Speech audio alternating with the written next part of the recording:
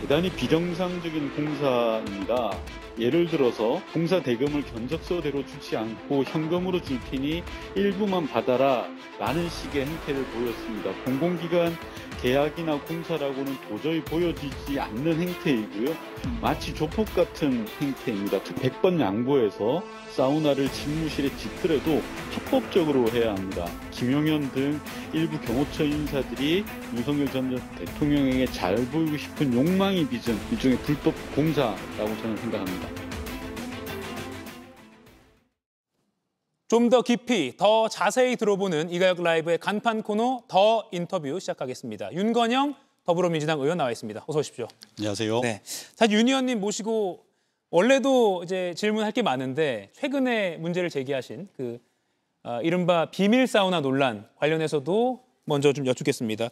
의혹을 정리를 해보면 용산 관저가 아니라 집무실 근처에 비밀의 문 형태로 돼 있는 그런 구조로 겉에선 잘 안 보이는 그런 구조로 사우나가 설치되어 있는 걸로 보인다. 그리고 공사비가 4,500만 원인데 이걸 김용현 당시 경호처장 측에서 현금으로 3천만 원을 줄 테니까 이렇게 끝내자라는 식으로 해서 오히려 그 업체 측에서 이건 아닌 것 같다라고 해서 거절했다. 이렇게 나와 있는데 일단 청와대에서 근무를 하셨으니까 이런 전례가 있습니까?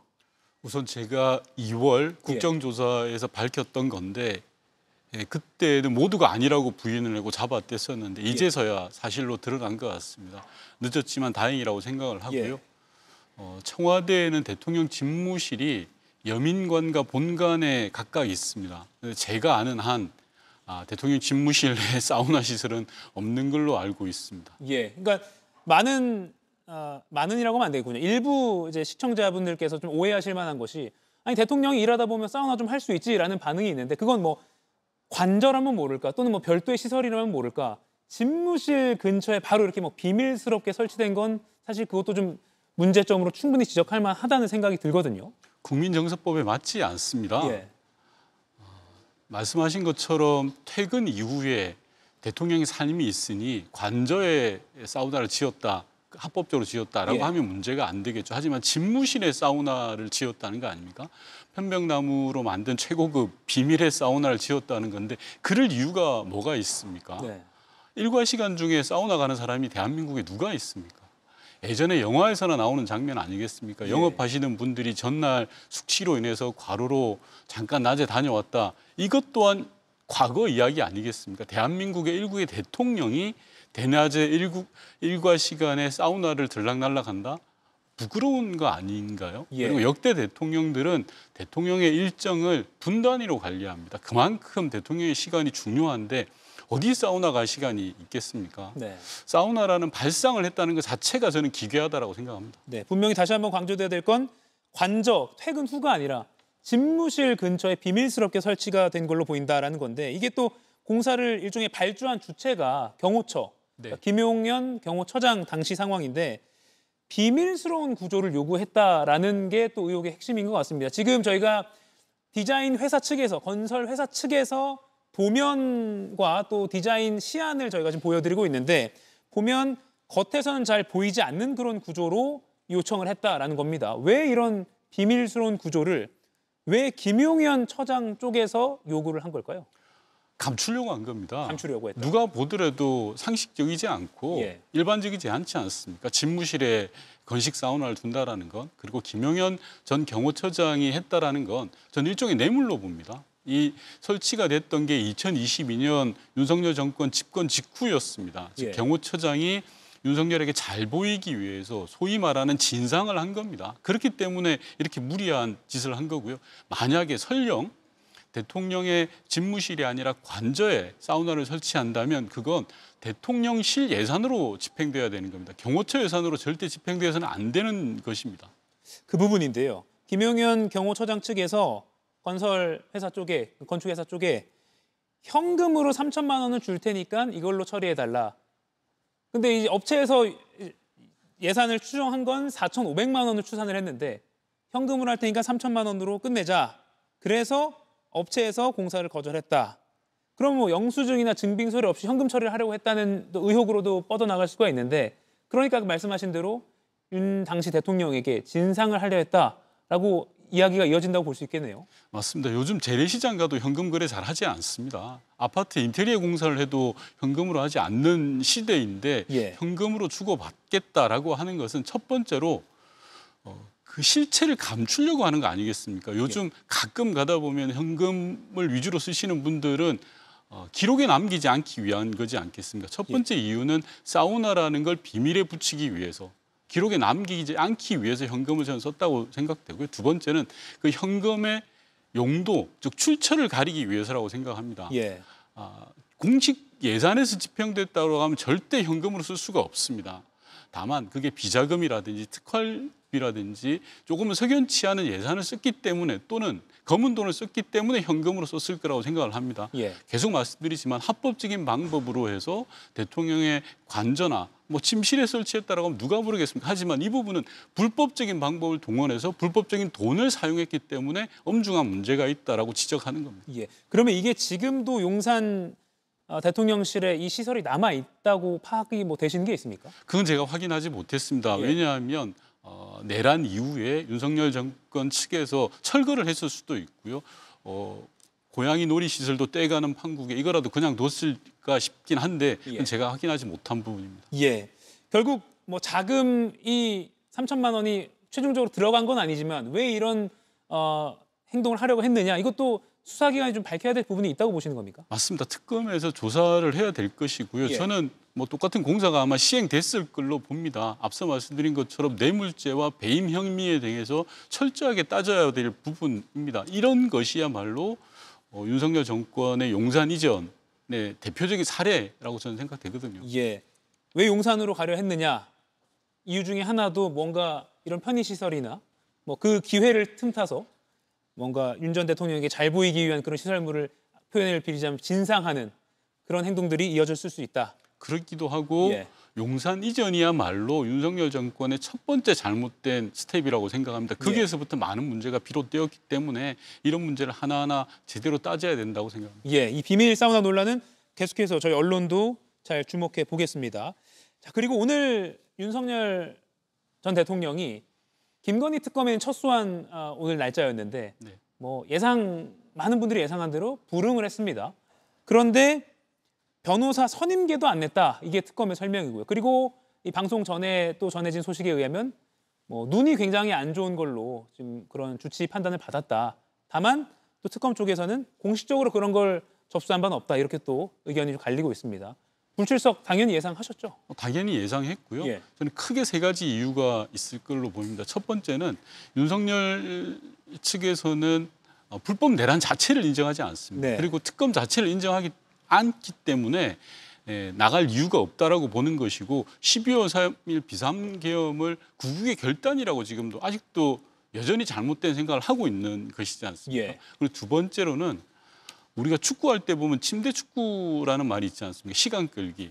이번에도 마찬가지로 침대 조사를 저는 하고 있다고 생각을 합니다. 윤석열 씨야말로 수십 년간 검사로서 활동하면서 검찰총장까지 했던 사람, 법을 누구보다도 잘하는 사람, 그리고 특검의 조사 방식과 내용을 누구보다도 잘하는 사람이 윤석열입니다. 네. 따라서 어떻게 하면 이 특검의 수사망을 피해 나갈까로 본다면 특히나 최근에 특검에 불려갔던 참모들이 모두 다 진술을 번복하고 자기에게 불리한 지주를 하고 있거든요. 실리가 없다라고 생각을 했을 거고요. 세 번째 이유는 특검의 저항 모습을 통해서 지지층을 결집하는 겁니다. 일종의 피해자 코스프레를 통해서 여론전을 시작하고 있다. 그래서 당연히 특검의 소환이 여러 번 앞으로 반복되더라도 윤석열 측은 나가지 않을 걸로 저는 예상합니다. 네.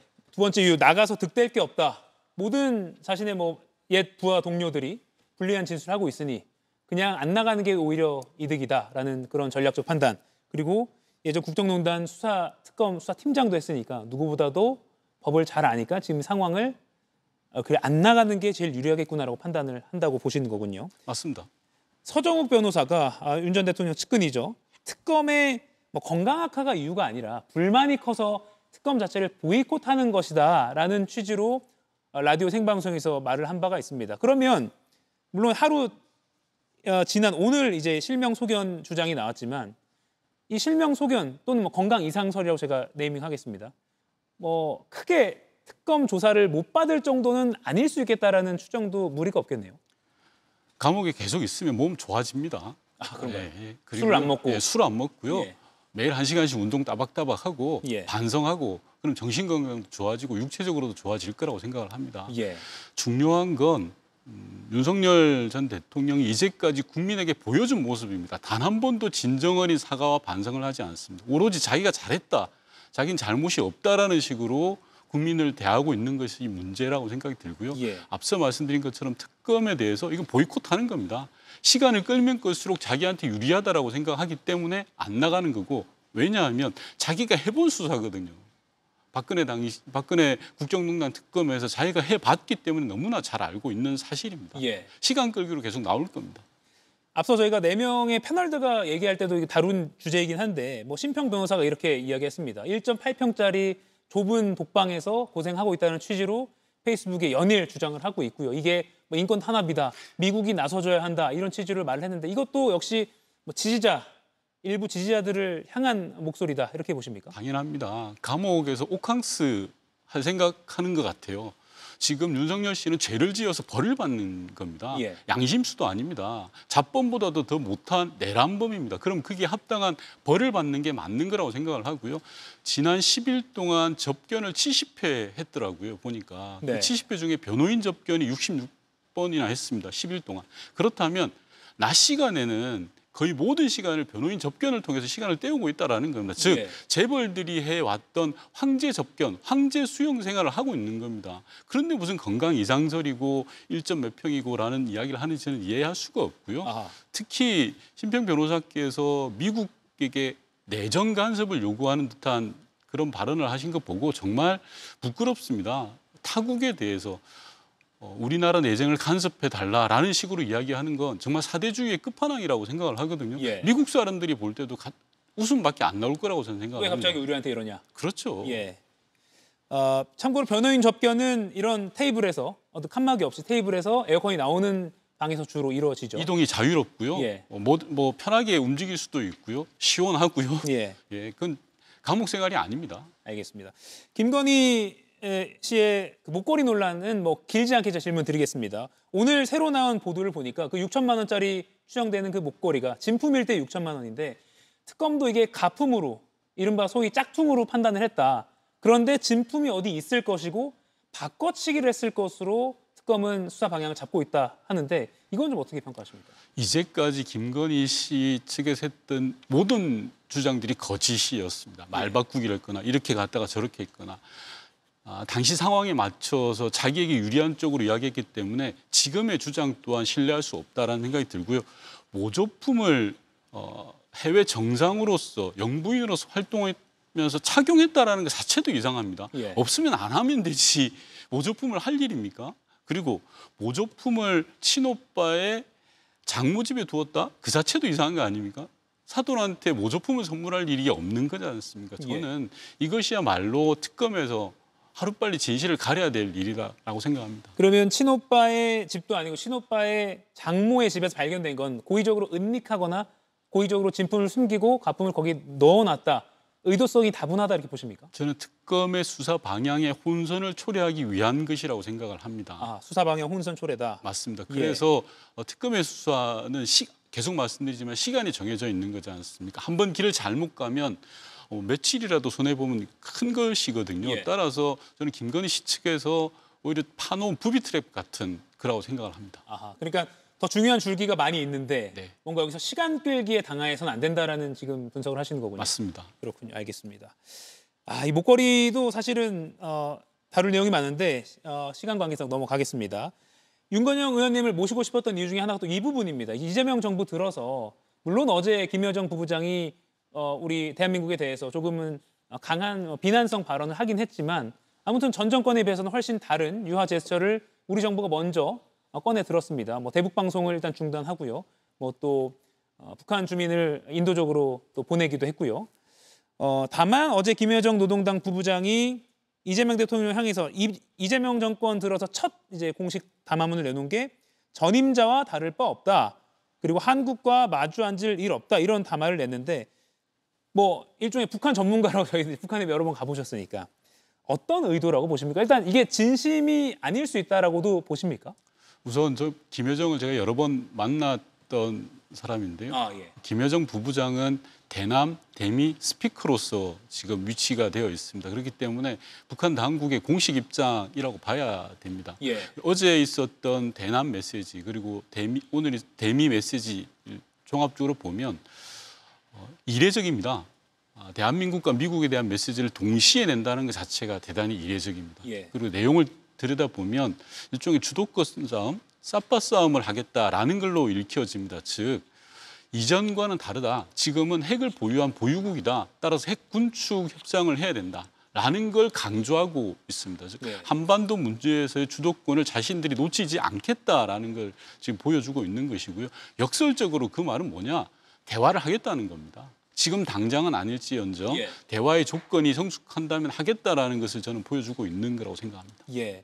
2018년 3월에 문재인 정부에서 서훈 당시 국정원장과 함께 대북 특사단으로 네, 평양에 직접 가서 김정은 위원장도 실제 만나셨잖아요. 그렇습니다. 이건 개인적인 소회일 수도 있습니다만 그렇게 어떻게 보면 최정상 간의 여러 번 만남이 있을 정도로 화해와 평화 무드가 있었는데 지난 정권에서 바로 그게 다 무너졌고요. 그리고 이제 다시 평화를 이제 외치는 정권이 들어섰는데 일단 지난 정권에서 남북 관계를 보시면서 개인적인 소회는 어떠셨어요? 이게 평양도 여러 번 방문하신 입장에서. 너무 가슴이 아팠습니다. 평화는 예. 가는 게 굉장히 더딥니다. 한 발 한 발 나가는 것 자체가 대단히 힘듭니다. 그런데 무너지는 건 한순간입니다. 예. 개성공단을 문 닫고 그리고 지난 윤석열 정부 3년 동안 남북 관계를 뒤로 돌리는 건 너무나 쉽습니다. 따라서 평화가 가지는 중요성, 저는 늘 그런 말씀 드리는데요. 일종의 공기와도 같다고 생각합니다. 우리가 전쟁 없이 갈등과 폭력 없이 평화롭게 산다는 것 자체가 얼마나 소중한지 예. 평상시에는 모르지 않습니까? 그런데 공기가 없어지면 그건 우리 죽음이나 마찬가지지 않겠습니까? 그런 걸 지난 정부 3년 동안 깡그리 무시가 되었습니다. 그런 것들이 너무 가슴 아팠고요. 이재명 정부가 들어서 몇 가지 조치들을 취하면서 그 첫 발을 떼고 있어서 나름 기대하는 바가 있습니다. 예. 그러면 이번 정부에서도 문재인 정부 시절 수준으로 정말 최정상 간의 여러 번의 회담 가능할 거라고 보십니까? 저는 매우 어려운 상황이라고 생각합니다. 예. 김여정의 담화에도 나와 있습니다. 예전에는 북남 관계라고 그랬는데요. 조한 관계라고 이야기합니다. 예. 두 국가를 인정하자라는 이야기가 있고요. 2017년, 18년과는 다르다라는 걸 이야기합니다. 그리고 지리적인 문제도 있다라고 이야기를 합니다. 핵심은 뭐냐고 하면요. 러우 전쟁입니다. 러시아 우크라이나 전쟁 이후로 푸틴이라는 든든한 뒷배가 북한에게는 생겼습니다. 예. 따라서 지난 2017년과 18년과 상황이 다르고 북한의 처한 조건들이 다르기 때문에 우리가 할 수 있는 여지가 굉장히 축소되어 있는 것이 사실이기 때문에요. 쉽게 상황을 바꿔내기는 어려울 것으로 예측합니다. 예. 이제 정동영 통일부 장관도 평화를 위해서 남북 관계의 정상을 위해서 많이 노력하겠다는 취지로 첫 일성을 밝히기도 했는데 윤 의원께서도 혹시 뭐 어떤 그런 역할이 부여가 된다면 충분히 나설 의향도 있으십니까? 당연히 해야 되고요. 예. 작은 역할이라도 미랄이라도 해야 된다고 생각을 합니다. 예. 아까 북미 정상 관계 김 부부장의 그 담화 잠깐 언급하셨는데 오늘 김여정 부부장이 북미 정상 관계는 개인적으로 관계가 나쁘지 않다. 다만 비핵화 논의는 상대를 우롱하는 것이다라고 했고요. 또 이에 앞서서 트럼프 미 대통령도 그 김정은과의 관계는 나쁘지 않다라는 취지로 발언을 한 게 있습니다. 또 북미만 이렇게 드라이브를 갈 것이냐? 대한민국은 그럼 어떻게 할 것이냐? 여기서 빠지는 거 아니야? 이런 우려도 나오는데요. 이런 북미 간에 가능할지 모르는 그런 밀월 관계 사이에서 우리가 주도권을 잃지 않으려면 어떻게 좀 움직여야 될까요? 섣부르게 접근하는 건 쉽지 않다라고 생각합니다. 예. 지금 상황은 우리가 주연이 되는 게 아니라 조연이 되는 게 저는 맞다라고 생각합니다. 예. 즉 미국과 북한을 제대로 연결시켜서 한반도의 평화를 정착시켜낼 수 있는 역할, 예. 조연이거든요. 너무 조급해하지도 말고 섣부르지도 말고 때를 기다렸다가 하는 게 저는 맞다고 생각합니다. 물론 이재명 정부의 외교안보 라인이 한반도 평화 정책에 대해서 탄탄한 내공이 있고 경험이 있으신 분들입니다. 국정원장을 포함해서 그렇기 때문에 그런 지점들을 잘 알고 있을 거라고 생각을 하고요. 지금의 핵심은 미국과 북한이 제대로 대화의 길로 나설 수 있도록 우리가 그 판을 좀 깔아줄 수 있는 것. 우리가 주도권을 잡는 것보다는 옆에서 도와주고 조력해주는 것들의 길을 찾아내는 것이 저는 급하다라고 생각합니다. 오히려 주연이 되어야 하는 그런 조급함을 버리고 네. 북미 관계가 더 잘 나갈 수 있게 도와주는 역할에 충실하는 걸로 시작해야 된다. 네, 그렇습니다. 그렇게 봐야 되겠군요. 알겠습니다. 왜냐하면 문재인 정부 때 그 노하우가 많이 축적이 돼 있는데 중간에 윤석열 정권 때 이제 완전히 그런 게 무너졌기 때문에 이게 잘 연결이 돼야 되지 않겠냐. 또 뭐 인적 그런 뭐 네트워크나 또는 또 전 정부 인사들이 갖고 있는 어떤 그런 노하우가 중간에 한번 끊겼지만 이재명 정부로 잘 넘어가느냐. 이것도 많은 국민들이 기대를 갖고 있거든요. 그런 특정한 어떤 협의체나 또는 뭐 사적으로라도 이거 어떻게 해야 됐니? 뭐 과거에 어떻게 했니? 이런 그런 기록을 넘긴다거나 이런 뭐 계획도 있으십니까? 대단히 중요한 지적을 하셨는데요. 외교는 이어달리기입니다. 국익 앞에 여야가 어디 있겠습니까? 진보 보수가 따로 없거든요. 윤석열 정부 3년 따로 갔습니다. 문제죠. 특히 외교 현안들을 정치화해서 이용을 했습니다. 심지어 안보실장이라든지 국정원장들을 다 구속시켜버리고 법원에 세워서 고초를 겪게 했거든요. 이재명 정부는 이제까지 역대 정부에 진보든 보수든 가릴 필요가 없습니다. 외교는 이어간다. 한반도 평화는 이어간다는 생각을 가지고 가야 될 것이고 문재인 정부에서 있었던 한반도 평화 정책에 대한 여러 가지 내용들 그리고 인적 자원들, 네트워크들을 다 넘겨주고 충분히 협조하고 있다라고 저는 생각을 하고 있습니다. 네, 충분히 협조하고 있다. 알겠습니다. 이 남북 관계가 더 평화로 빨리 좀 진전되길 바라는 그런 염원들이 이번 정부를 바라보는 그런 국민들의 시선이 많기 때문에 이 부분에 대해서 꼭 좀 여쭙고 싶었습니다. 그리고 다시 좀 국내 현안으로 돌아와서 물론 남북 관계도 국내 현안이었죠. 최동석 인사혁신처장의 과거 발언 관련해서 조금 전에 저희가 전달해드렸지만 일단 본인 명의의 A4용지 한 장짜리 사과문이 나오긴 했습니다. 다만 의원님께서 몸담으신 그 문재인 정권 또 문재인 대통령에 대한 발언 수위가 꽤 높은데요. 먼저 일단 지금 사과문 잠시 읽어드리면 이제는 제가 인사혁신처장 직무를 맡은 고위공직자가 되었으니 비판을 받아들여야 할 시간이 된 것 같다. 앞으로 잘못한 것이 있다면 여러분의 비판을 겸허한 마음으로 받아들이겠습니다. 라고 일단은 장문의 사과를 하긴 했습니다. 그런데 이런 최 처장의 발언이 나올 때마다 많은 문재인 정권 인사들이 좀 화를 냈는데 그중에 윤 의원님도 지난 22일에 페이스북으로 화가 많이 난다, 치욕스럽기까지 하다 이렇게 비판을 하셨습니다. 오늘 사과문이 조금 전에 나왔기 때문에 향후 어떻게 될지 좀 지켜봐야겠지만 잡음은 계속되는 상황인데 지금 이 상황 일단 어떻게 진단을 하십니까? 이재명 정부에 대한 부담으로도 작용할 수 있을 것이다라고 보십니까? 우선 화가 나지 않겠습니까? 그리고 문재인 정부 사람들에 대해서만 비난한 게 아니라 지금 민주당 내 주요한 인사들 그리고 이재명 정부에서 활동하고 계시는 뭐 비서실장, 행안부 장관 많은 사람들을 소위 말해서 저격을 하셨던 거거든요. 저는 할 수 있다고 생각합니다. 그러나 이재명 정부는 민주정부 4기이지 않습니까? 4기라면 개선과 혁신의 관점에서 봐야 한다고 생각합니다. 앞선 정부가 잘못한 건 철저히 반성하고 성찰하지만 잘한 건 이어가야 된다고 생각합니다. 온전히 무시하거나 폄훼해서는 안 된다고 생각을 합니다. 그런데 지금 논란이 되고 있는 표현들, 내용을 들여다보면 개선과 혁신의 내용들이 안 보이기 때문에 화가 나는 것이죠. 그리고 저분께서 말씀을 좀 과하게 하신 건 분명한 사실인 것 같습니다. 그런 부분들에 대해서 저분이 거쳐왔던 길이나 또는 개인적인 역량이나 국민 여론을 감안해서 대통령실이 판단할 부분이라고 생각합니다. 대통령의 인사권을 가진 이유가 있기 때문에 그런 걸 종합적으로 해야 된다. 저는 그렇게 생각합니다. 종합적인 판단이라 하면 뭔가 특단의 조치가 필요하다. 모든 걸 다 포함해서 말씀을 드리는 겁니다. 알겠습니다. 지금 이제 한 1분 정도 남았는데 마지막 하나 질문 드리겠습니다.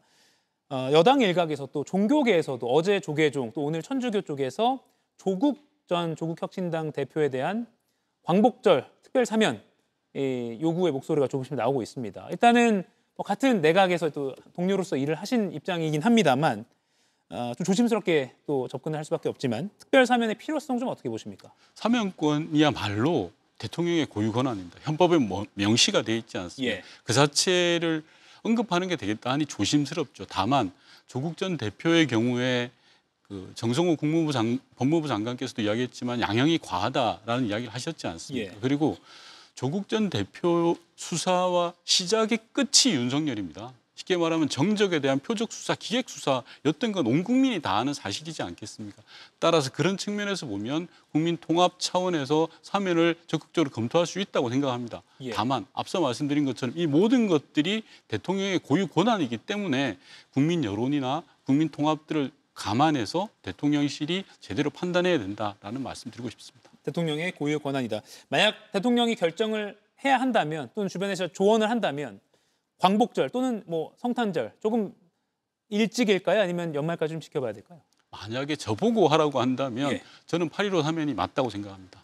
왜냐하면 결정권자라면. 네, 예. 왜냐하면 임기 시작과 함께 국민 통합이라는 아주 중요한 과제를 만들어 가야 되거든요. 예. 대통령이라는 자리가 대단히 어렵습니다. 이런 것들을 결정하는 자리이기 때문에 대통령이 힘들고 고뇌하는 자리라고 생각합니다. 그 고뇌의 결단이 필요합니다. 사면을 하든 안 하든 그건 대통령의 결단입니다. 그 결단의 시간이라고 저는 생각합니다. 결단의 시간이다. 알겠습니다. 오늘 말씀 여기까지 듣겠습니다. 지금까지 윤건영 더불어민주당 의원이었습니다. 고맙습니다. 이가혁 라이브를 시청해 주셔서 고맙습니다. 이가혁 라이브는 평일 오후 5시 TV와 유튜브로 실시간으로도 함께 하실 수 있습니다.